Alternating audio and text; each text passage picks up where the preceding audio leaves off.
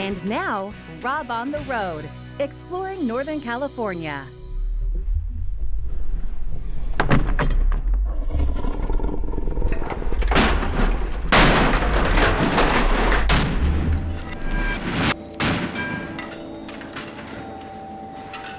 It's all the rage, and it's a smashing good time.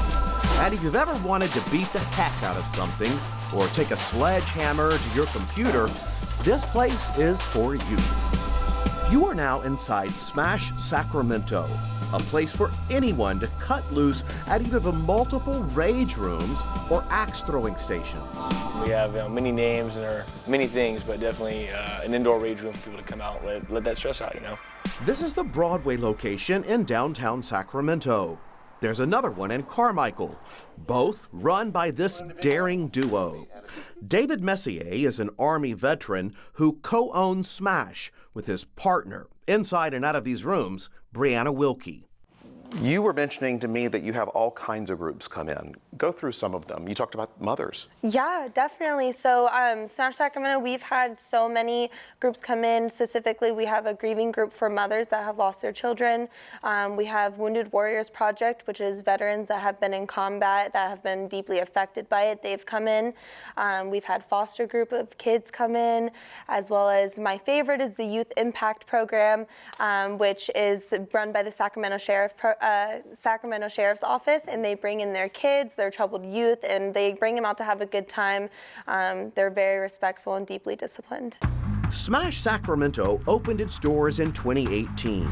Both David and Brianna worked around the clock to pay and build a business where others would hopefully come to pay and tear things apart. It worked. But just to be clear, smashing things wide open stays at work. How many times do the fights, not fights, how many times do the arguments come to the Smash room to get solved?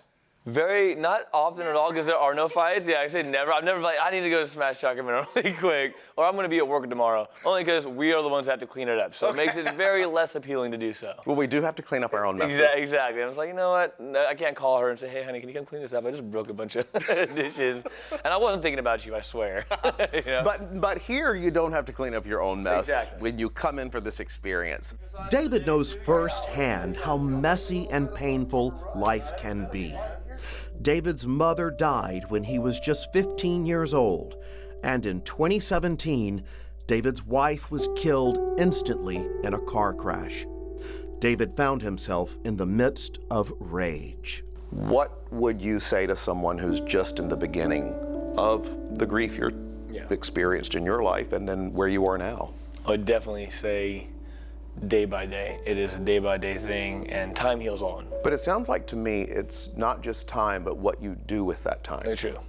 So what advice would you give for someone at what point to stop remaining in the pain and jumping into purpose? And I know everybody only knows when that's right for them. Exactly. But what was the point for you where you had to do it? It was sick and tired of being sick and tired. Sick and tired of doing the same thing over and over again. It was time for change. With help and by launching Smash Sacramento, David was able to find relief, and he's not alone. Rage rooms swept the globe after finding popularity in 2008 in Japan, when Japan's economy sank into a recession. The first rage room was in Tokyo, called the Venting Place, where locals would relieve their stress by smashing dishes and plates. Then COVID changed the world, and many people were aching for somewhere to express themselves.